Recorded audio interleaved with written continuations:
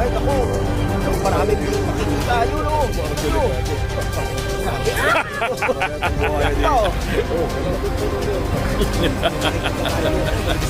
Mamaya, huwag kang magbiwala na ha. Makasunod tayo dito. Sige pa! Sige pa! Sige mo! Todo mo! Todo mo! Tingin mo! Tama! Sige na! Tama! Tignan mo! May parada dito. Mamaya, mag-work ka.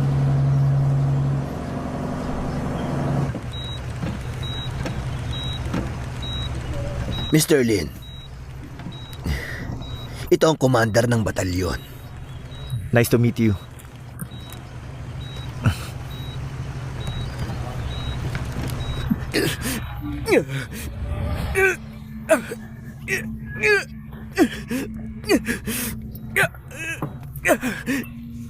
May cancer siya sa lalamunan. Sinubukan na namin ang lahat ng klase ng teknolohiya, pero patuloy pa rin na kumakalat ang cancer. Sa ngayon, konserbatibong paggagamot lang ang maaaring ilapat sa kanya. Mr. Lin, ikaw na lang ang natitirang pag-asa niya.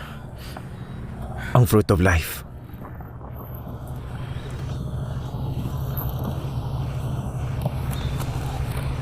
Lanro, salamat sa tulong mo.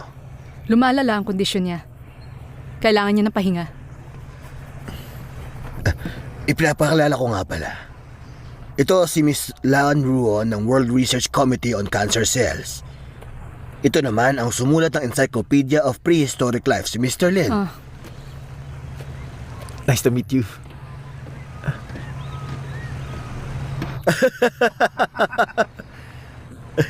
Nakita mo yun? Ayos lang yan.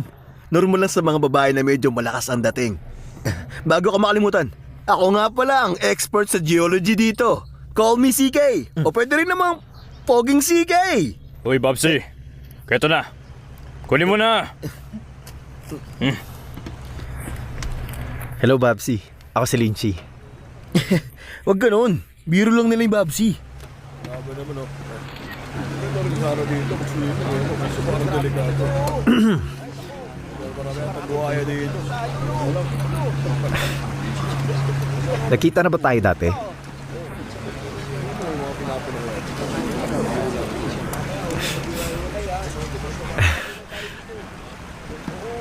Kahawig ko ba yung ex-boyfriend mo? Ang corny ng banat mo.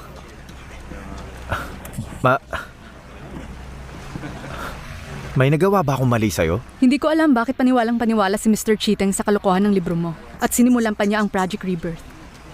Pati buhay ng kasama natin dito, damay.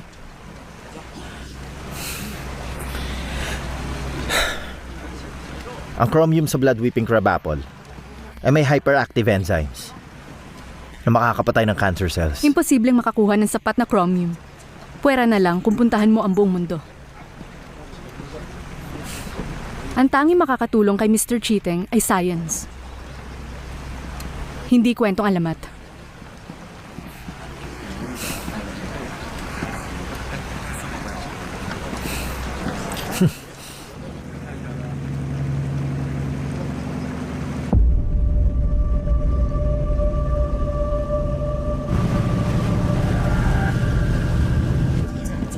Sige.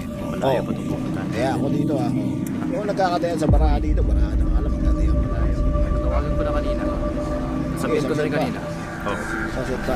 Oo, tama yun. Tama ang kutob ko.